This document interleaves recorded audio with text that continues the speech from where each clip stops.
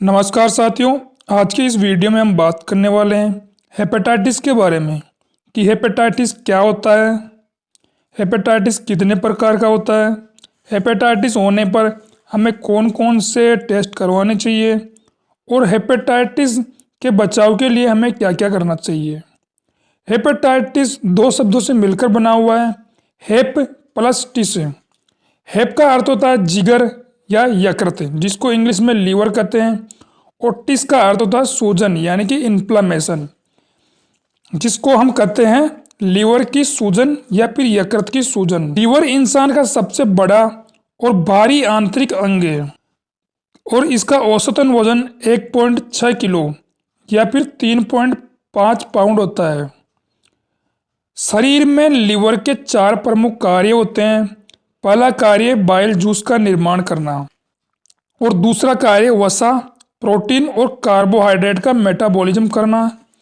तीसरा कार्य है हानिकारक रसायनों और विषाक्त पदार्थों को छानना और शरीर से बाहर निकालना, यानी कि डिटॉक्सिफिकेशन का कार्य भी लीवर करता है। इसके अलावा चीनी, जिसको हम ग्लूकोज कहते हैं, ग्लूकोज खनिज और विटामिन का भंडारण लीवर के अंदर होता है। हेपेटाइटिस के 7 प्रकार होते हैं: hepatitis A, hepatitis B, hepatitis C, hepatitis D और हेपेटाइटिस ई। इसके अलावा मेटाबॉलिक इंड्यूस हेपेटाइटिस, जिसको ऑटो इम्यून हेपेटाइटिस भी कहते हैं, और एल्कोहलिक हेपेटाइटिस भी होता है। हेपेटाइटिस ए और ई एक ही कैटेगरी के हेपेटाइटिस होते हैं। बी, सी और डी ये सभी एक कैटेगरी के हेपेटाइटिस हैं। अब हम बात करते हैं हेपेटाइटिस फैलता कैसे है। हेपेटाइटिस ए और ई गंदा पानी, भोजन, सब्जियां, फल आदि से फैलता है, इसलिए हमें पानी स्वच्छ पीना चाहिए। भोजन, फल, सब्जियां अच्छी तरह से हाइजीन मेंटेन करके हमें खानी चाहिए। इसके अलावा मैं बात करूंगा हेपेटाइटिस बी, सी और डी किस कारण से फैलते हैं। ये फैलते हैं रक्त के उत्पाद, असुरक्षित यौन संबंध, ओरल सेक्स, मां से भ्रूण में, यानी कि ये डायरेक्ट ब्लड के कांटेक्ट होने से फैलते हैं। इसके अलावा यौन संबंध बनाने से, अनहाइजीनिक ओरल सेक्स और मां से भ्रूण में जाते हैं। अब हम बात करते हैं हेपेटाइटिस के लक्षणों के बारे में। हेपेटाइटिस के 7 लक्षण होते हैं।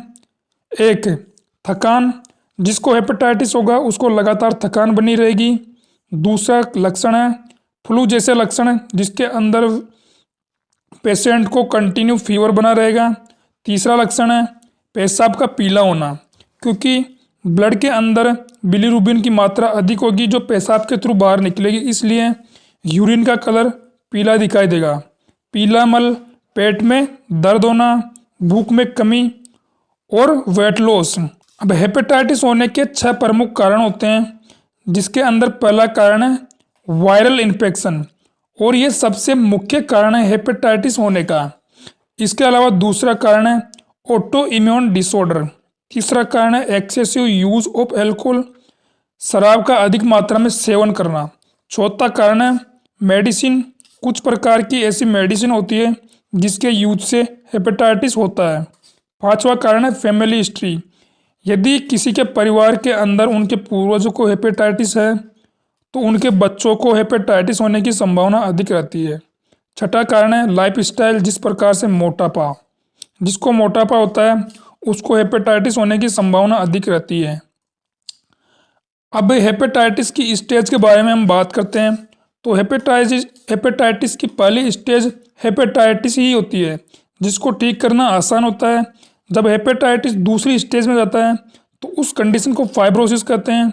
यहाँ तक भी हेपेटाइटिस को ठीक करना थोड़ा आसान होता है, लेकिन जब हेपेटाइटिस स्टेज 3 के अंदर चला जाता है तो लिवर सिरोसिस और कैंसर जैसी कंडीशन डेवलप हो जाती है। इस स्थिति में इसको ठीक करना काफ़ी मुश्किल होता है और ऐसी कंडीशन के अंदर पेशेंट की डेथ भी हो जाती है। अब हम बात करते हैं हेपेटाइटिस हो जाए तो इसके डायग्नोस के लिए हमें डॉक्टर क्या क्या परीक्षण करता है जिसके द्वारा हेपेटाइटिस का पता लगाया जा सके। तो पहला परीक्षण बॉडी एग्जामिनेशन, यानी कि शारीरिक परीक्षण किया जाता है, जिसमें पेट के क्षेत्र में दर्द, पेट क्षेत्र में सूजन, आंखों का रंग देखकर डॉक्टर पता लगाने की कोशिश करते हैं कि इसको हेपेटाइटिस है या नहीं। दूसरा टेस्ट होता है अल्ट्रासाउंड। जब पूरे पेट का अल्ट्रासाउंड करवाया जाता है तो इसमें लीवर की सूजन का पता लगाया जा सकता है, जिससे हेपेटाइटिस का पता आसानी से लग जाता है। तीसरा टेस्ट है जिसके अंदर कुछ ब्लड टेस्ट करवाए जाते हैं, जिसमें पहला टेस्ट है liver function test, SGOT, SGPT, ALT, और सबसे मुख्य टेस्ट है बिलीरुबिन टेस्ट, क्योंकि यदि ब्लड के अंदर बिलीरुबिन बढ़ा हुआ मिलेगा तो उस कंडीशन के अंदर हेपेटाइटिस होने की संभावना अधिक रहती है। इसके अलावा अन्य टेस्ट हैं एल्ब्यूमिन, ग्लोबुलिन और फॉस्फेट प्रोटीन आदि का टेस्ट करवाया जाता है। चौथा टेस्ट है एंटीजन या एंटीबॉडी टेस्ट, और अन्य डायग्नोस के लिए ऑटो इम्यून हेपेटाइटिस जैसे एना और PN का टेस्ट करवाया जाता है। इसके अलावा CN का, AIH, ASMA और AMA टेस्ट करवाए जाते हैं। छठा टेस्ट है MRI, सातवां टेस्ट है CT स्कैन और आठवां टेस्ट है लीवर बायोप्सी, जिसके अंदर पता लगाया जाता है कि हेपेटाइटिस कौन सी स्टेज के अंदर चल रहा है। अब हम बात करते हैं हेपेटाइटिस के ट्रीटमेंट के बारे में कि कौन सा हेपेटाइटिस कितना खतरनाक होता है और किसका ट्रीटमेंट आसान होता है। तो हेपेटाइटिस A और E ज़्यादा खतरनाक नहीं होते हैं। हाइजीनिक स्थिति और आराम की आवश्यकता होती है, जिसके कारण ये अपने आप ही ठीक होने लगता है। इसके अलावा तीसरा जो ट्रीटमेंट किया जाता है, केवल रोग सूचक उपचार यानी कि सिम्प्टोमेटिक ट्रीटमेंट किया जाता है। अब हेपेटाइटिस के रोकथाम के लिए हेपेटाइटिस A का टीका लगवाया जाता है, जो टीका अभी उपलब्ध है। हेपेटाइटिस A और E का इलाज संभव है। अब हम बात करते हैं हेपेटाइटिस B, C और D के ट्रीटमेंट के बारे में। हेपेटाइटिस B इलाज योग्य हैं, लेकिन हेपेटाइटिस C और D इसका इलाज अभी उपलब्ध नहीं है, इसलिए थोड़े खतरनाक हेपेटाइटिस की कैटेगरी में आते हैं। अब हेपेटाइटिस से मोर्टेलिटी की हम बात करते हैं, जिसके अंदर मृत्यु दर कितनी होती है। हेपेटाइटिस C से अधिकतम लोग मरते हैं क्योंकि इसका ट्रीटमेंट अवेलेबल नहीं है, और हेपेटाइटिस B के अंदर मृत्यु दर 1% होती है, और हेपेटाइटिस A और E के अंदर केवल 0.3% ही मृत्यु दर होती है।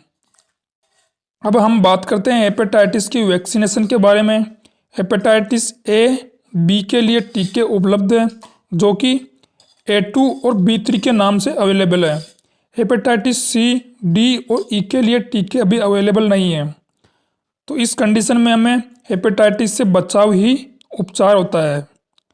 हेपेटाइटिस ज़्यादा खतरनाक नहीं होते हैं, यदि इनका समय पर डायग्नोस करके ट्रीटमेंट करवा लिया जाए तो हेपेटाइटिस इतना ज़्यादा खतरनाक नहीं होता है।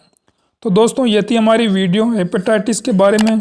यदि आपको हमारी वीडियो अच्छी लगी है तो हमारी वीडियो को लाइक करें और ज़्यादा से ज़्यादा लोगों को हमारा वीडियो शेयर करें।